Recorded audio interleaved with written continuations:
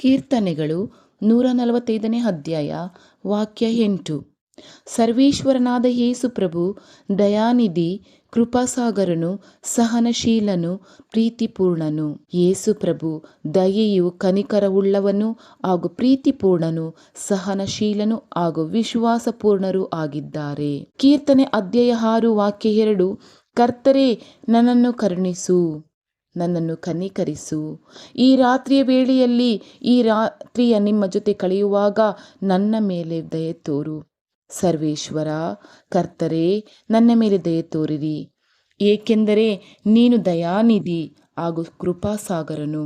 ನೀವು ಪ್ರೀತಿಪೂರ್ಣನು, ನೀವು ಸಹನಶೀಲರೂ ಆಗಿದ್ದೀರಾ.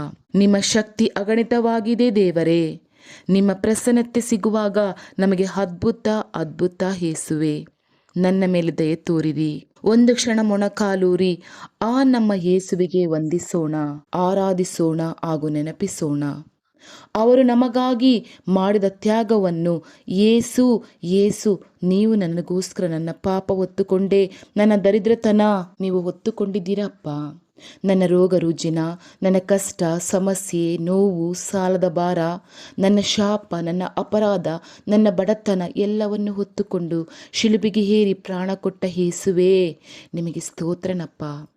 ನಮಗೆ ಸಿಗಬೇಕಾಗಿತ್ತು ಈ ಬಾಸುಂಡೆಗಳು, ನಮಗೆ ಸಿಗಬೇಕಾಗಿತ್ತು ಈ ಪೆಟ್ಟುಗಳು, ನಮಗೆ ಸಿಗಬೇಕಾಗಿತ್ತು ಶಿಲುಬೆಯ ಮರಣ.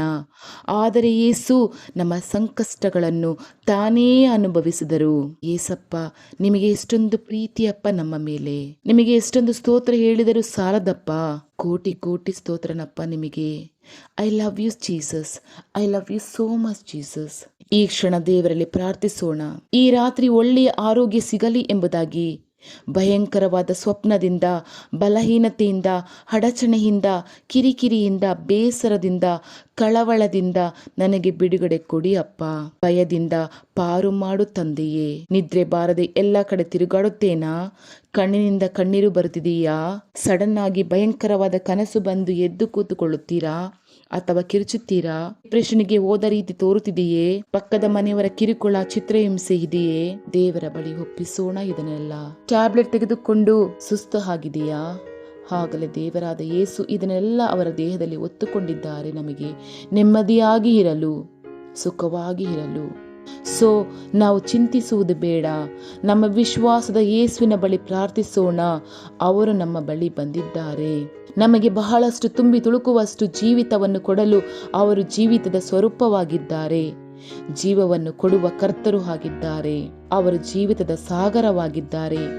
ನಮ್ಮ ಯೇಸುವಿನ ಬಳಿ ಕಣ್ಣು ಮುಚ್ಚಿ ಕೈ ಜೋಡಿಸಿ ಮೊಣಕಾಲು ಹಾಕಿ ಪ್ರಾರ್ಥಿಸೋಣ.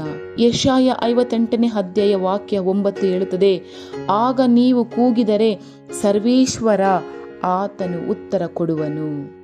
ನೀವು ಮೊರೆಯಿಟ್ಟು ಕರೆದರೆ ಹೀಗೋ ನಾನು ಇದ್ದೇನೆ ನಿನ್ನ ಮುಂದೆ ಅನ್ನುವನು. ಈ ರಾತ್ರಿಯ ವೇಳೆ ಅವರಿಗೆ ನಾವು ಕರೆಯೋಣ. ಅವರು ನನ್ನ ಮಧ್ಯೆ ಇದ್ದಾರೆ, ನನ್ನ ಸಮ್ಮುಖದಲ್ಲಿ ಇದ್ದಾರೆ, ನನ್ನ ಹತ್ತಿರ ಇದ್ದಾರೆ, ನನ್ನ ಜೊತೆ ಇದ್ದಾರೆ. ನಮಗೆ ದಯೆ ತೋರಿಸಲು ದಾರಿ ನೋಡುತ್ತಾ ಇದ್ದಾರೆ.